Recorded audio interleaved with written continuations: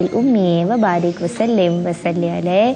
तमाम आलम इस्लाम को निदा नसीम की जानिब से, इन प्यारे प्यारे बच्चों की जानिब से, और वो बच्चे जो अपने अपने घरों में हमें देख रहे हैं, उन तमाम की तरफ से आप तमाम को क्या मुबारक हो। मरहबा या मुस्तफ़ा तो कहना है, लेकिन कौन सा महीना मुबारक हो। रबीउल अव्वल का महीना मुबारक हो, क्योंकि इसमें हमारे प्यारे आका व मौला सैयदना अहमद मुश्तबा मोहम्मद मुस्तफ़ा सल्लल्लाहु अलैहि वसल्लम दुनिया में तशरीफ लाए। आप कहिए मरहबा। अच्छा, हम सब यहाँ क्यों आए हैं? आप मौज़ात सुनने आए हैं। अच्छा, कुछ सीख रहे हैं या नहीं सीख रहे? क्या सीखते हैं आप? अच्छी बातें। और कुछ फर्क पड़ता है फिर जिंदगी में, उसको इम्प्लीमेंट करने की, अमल करने की कोशिश करते हैं उस पर। और बच्चों, आप क्या कर रहे हैं भाई? मुझे कैसे पता चलेगा? तो मुझे ऐसे पता चलेगा कि आप सब बच्चे बच्चियां अपने अपने घरों में, अपने अपने अतराफ में लोगों के साथ, अपनों के साथ, अपने माँ बाप के साथ, अपने टीचर्स के साथ और अपने क्लासमेट्स के साथ अच्छा बर्ताव कीजिए। ठीक है, बड़ों का अदब कीजिए, छोटों पे रहम कीजिए, शफकत से पेश आइए, जानवरों पे रहम कीजिए। ठीक है बच्चों, और कहना मानिए, अदब कीजिए सबका। तो इससे मुझे समझ आ जाएगी कि आप लोगों ने रसूलुल्लाह के मौजज़ात और उनकी सीरत से बहुत कुछ सीखा। ठीक है, तो अब क्या करूं? ओके, पहला मौजज़ा सुनाती हूँ। एक दफ़ा अरब में एक बहुत तगड़ा, बहुत मोटा और बहुत ताकतवर पहलवान था। ठीक है, सरजमीन अरब का मशहूर पहलवान, और उससे तो कोई मुकाबला ही नहीं कर सकता था। ठीक है, और जो कोई उससे मुकाबला करना चाहता वो उसे पछाड़ देता, यानी कि उसे गिरा देता, और वो जब गिर जाता तो फिर वो उठ भी नहीं पाता था। यानी वो इतना ताकतवर पहलवान था। ठीक है, अरब में था वो बहुत ताकतवर पहलवान। अब क्या हुआ कि अरब के तमाम पहलवान उससे मुकाबला करने से डरते थे। समझ आ रही? तो बच्चों, उसकी ताकत और उसके रोब का ये आलम था कि अगर वो जानवर की खाल, किसी भी जानवर की खाल के ऊपर खड़ा हो जाए और सारे पहलवानों से कहता था कि मेरे टांगों के नीचे से ये खींच के दिखाओ, तो सारे पहलवान, आप लोगों ने टीवी पे देखा होगा, ऐसे मुकाबले होते हैं मुख्तलिफ रस्साकशी या जो ताकत आजमाई के मुकाबले होते हैं, जोर आजमाई के, तो वो उसके पाँव के नीचे से खींचने की कोशिश करते तो वो खींच नहीं पाते, बल्कि दूर जाके गिरते, और वो अपनी जगह पे खड़ा रहता था। वो इतना ताकतवर पहलवान था। अब क्या होता? जी बेटा। उस पहलवान का नाम क्या था? उस पहलवान का बेटा नाम था अबुल अस्वद अल जमाई। ठीक है, जरा मुश्किल नाम है ना, अरब के तो ऐसे ही नाम होते हैं। ठीक है, तो अब जो ये अबुल अस्वद अल जमाई था, उसकी तो भाई टांगों के नीचे से कोई खाल खींच ही नहीं पाता था, और कोई खींचने की कोशिश करे, और एक भी नहीं, बहुत सारे लोग अगर खींचने की कोशिश करें तो वो सब के सब दूर जा गिरे, और जो पहलवान है वो वहीं का वहीं खड़ा रहे। अब क्या हुआ कि एक दफा किसी ने कहा कि अगर हुजूर, उसने किसी से कहा कि अगर हुजूर मुझे पहलवानी के मुकाबले में गिरा दें, क्योंकि उसको तो बहुत रोब था ना, बहुत जाम था कि मुझे तो कोई गिरा ही नहीं सकता, तो उसने कहा कि अगर हुजूर सल्लल्लाहु अलैहि वसल्लम मुझे पहलवानी के मुकाबले में गिरा दें तो मैं उन पे ईमान ले आऊंगा। ये उसने अपने ताकत के नशे में बात कही। तो जिससे उसने कहा, उन्होंने जाके रसूलुल्लाह को बता दिया कि रसूलुल्लाह वो शख्स ऐसा कह रहा है। तो क्या किया होगा रसूलुल्लाह सल्लल्लाहु अलैहि वसल्लम ने? क्या समझ आता है? किया होगा। शाबाश। रसूलुल्लाह बहुत ज्यादा ताकतवर थे भाई, जुर्रतमंद थे, हिम्मत वाले थे। आपने कहा ठीक है, अगर ऐसा कहता है कि मैं ईमान ले आऊंगा तो मेरा उससे मुकाबला रखवा दो। आप सल्लल्लाहु अलैहि वसल्लम जैसे ही उस अरब पहलवान के सामने आए, अबुल अस्वद के आगे, आपने उसे एक ही बार में गिरा दिया।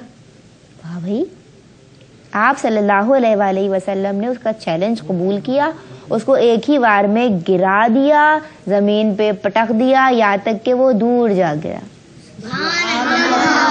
ठीक है, लेकिन उस कमबख्त ने फिर भी इस्लाम कबूल नहीं किया, और वो अपने वादे से फिर गया, मुकर गया। ٹھیک ہے, تو یہ تو معجزہ ہوا ختم. جی بیٹا. جس شخص نے رسول صلی اللہ علیہ وسلم کو بتایا تھا وہ شخص کون تھا؟ وہ شخص کون تھا بیٹا؟ وہ شخص ایک تیسرا فریق تھا کہ جس نے یہ ثابت کرنا, جب اس نے دیکھا کہ بھائی یہ تو وہ دیکھتا تھا نا کہ وہ شخص تو بہت زیادہ طاقتور ہے, تو اب یہاں پہ ایک رسول اللہ کی صفت ہمیں اور نظر آتی ہے جو آپ لوگوں یہ سوال نہیں کرنا تھا, آپ لوگوں کو یہ سوال کرنا تھا کہ اس سے ہمیں کیا سبق ملا.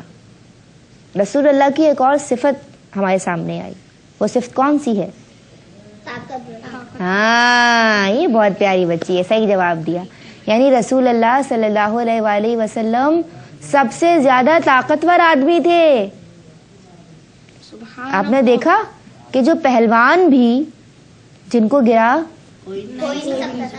وہ کوئی اتنے سارے پہلوان اس اکیلے کو گرا نہیں پاتے تھے, لیکن رسول اللہ جب آئے تو ایک ہی بار میں اسے پٹخ دیا. تو وہ تیسرا شخص جو تھا وہ اس بندے نے کہا تھا کہ جاؤ میرا چیلنج رسول اللہ صلی اللہ علیہ وآلہ وسلم تک پہنچا دو. جی بیٹا. فریق کے کیا معنی ہے؟ ایک تھرڈ پرسن, جو کہ جب میری اور آپ کی بات ہو رہی ہے اور یہ شخص آ کے یہ بچہ آ کے کہتا ہے کہ ندا باجی وہ لڑکی کیا کہہ رہی ہے, یا ندا باجی آپ مجھے یہ چیز بتا دیں, تو میں کہوں گی کہ ایک تیسرا فریق بیچ میں آیا, ایک تیسرا بندہ آیا.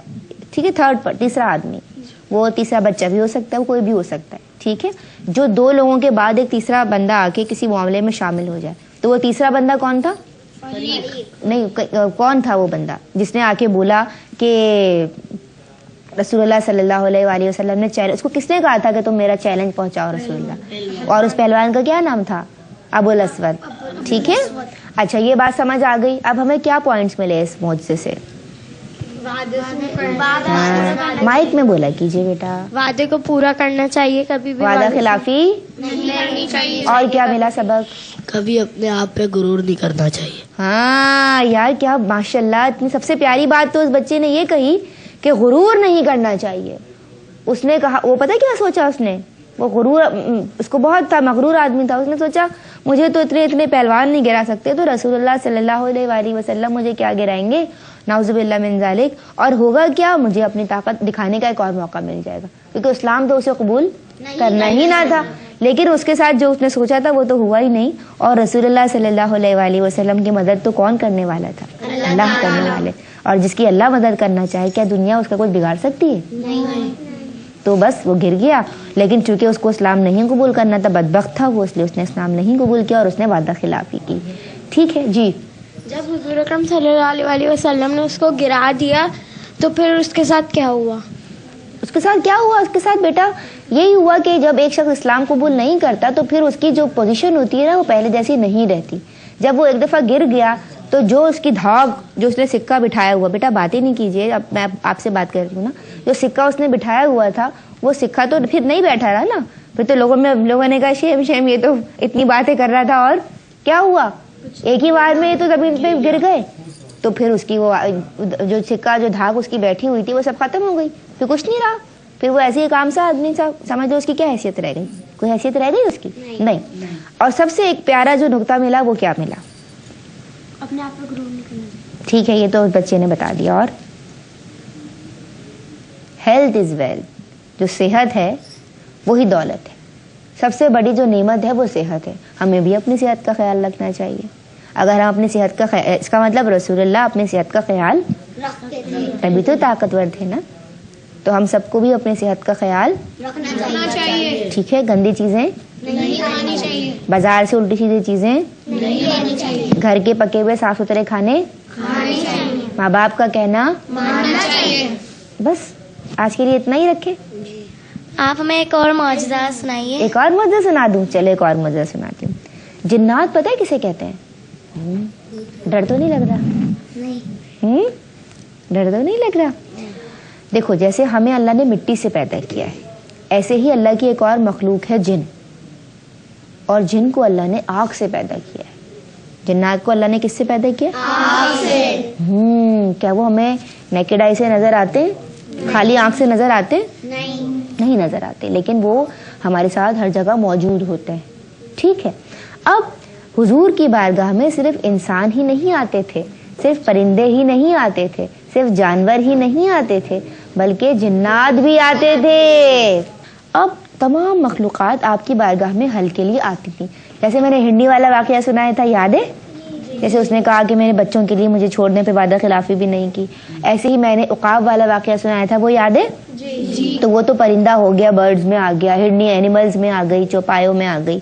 لیکن اب ہم ایک اور مخلوق کا ذکر کر رہے ہیں جو کہ ہے جن. ٹھیک ہے، یہ بھی اللہ کی بنائی ہوئی مخلوق ہے. جیسے اللہ نے کس سے پیدا کیا ہے؟ آگ سے. ایک مرتبہ جو ہے وہ صحابی کرام رسول اللہ صلی اللہ علیہ وآلہ وسلم کے ساتھ تھے، وہ ایک جگہ پہ آرام کے لیے رک گئے. ٹھیک ہے، اب اس طرح ہوگا نا کہ سب اپنے اپنے خیموں میں ہوں گے، ایسا ہوگا نا.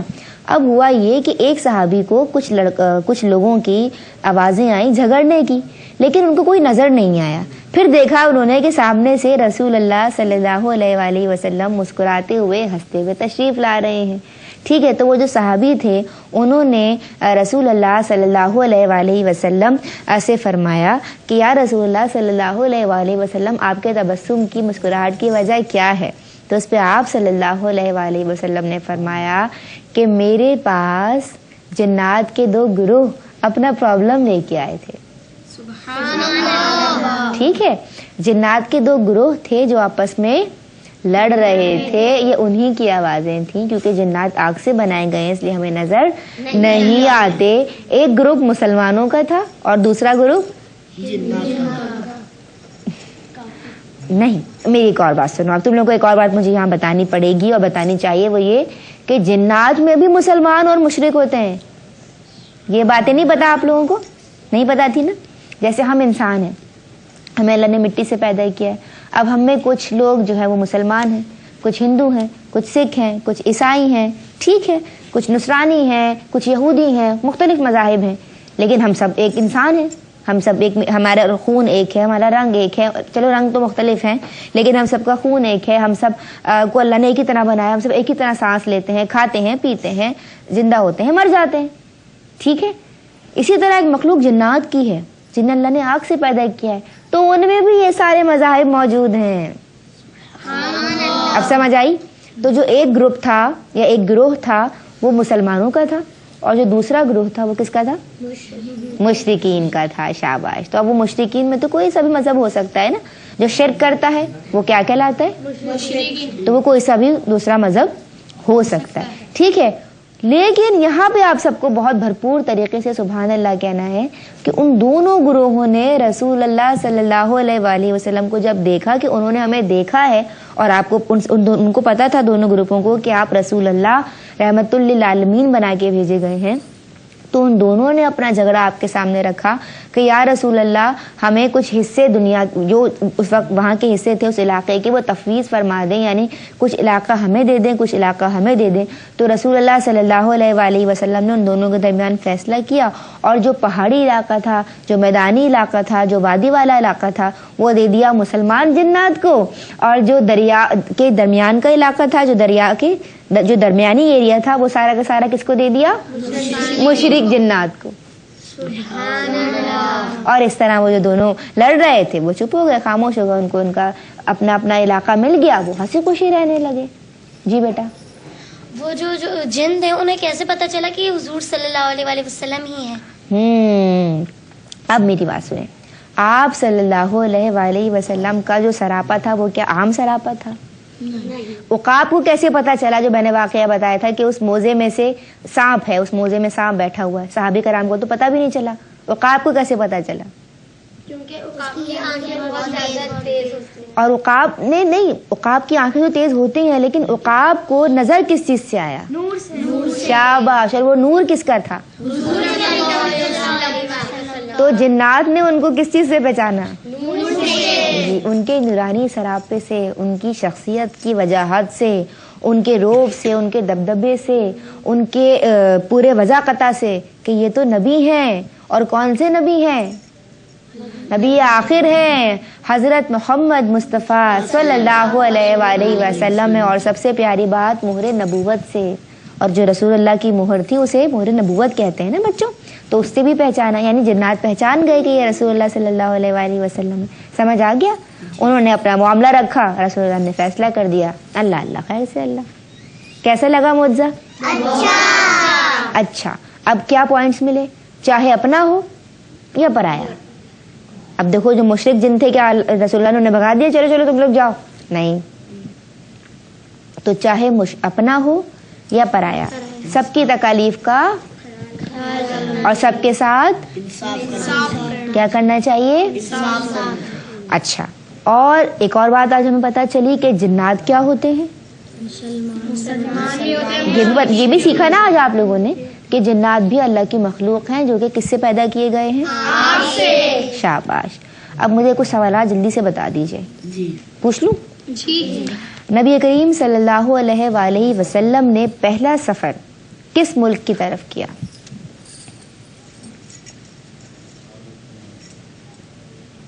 یہ نعت جو پڑھتا ہے بچہ، اس سے پوچھو۔ جی، ملک شام۔ ملک شام، شاباش۔